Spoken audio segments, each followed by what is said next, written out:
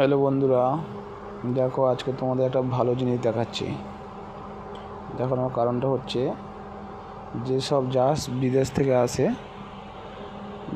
যেখানে দাঁড়ায় যে ধাক্কাটা মারে ওই জিনিসটা তৈরি করছি। এর নাম হচ্ছে ফেন্টার।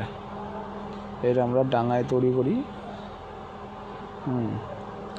এর ওয়েট আছে মিনিমাম 60 টন। একে আজকে তুলে নিয়ে যাচ্ছে, দিয়ে ওখানে বসাবে, দিয়ে আবার ওখানে আবার রড পট বাঁধা হবে। উপরে যে রডটা দেখতে পাচ্ছ ওই রডগুলো বাঁধা হবে। দিয়ে আবার ঢালাই হবে। টোটাল ওর ওয়েট আসবে 120 টন ওয়েট আসবে। এখানে 60 টন হচ্ছে, ওখানে আবার 60 টন হবে ওয়েট।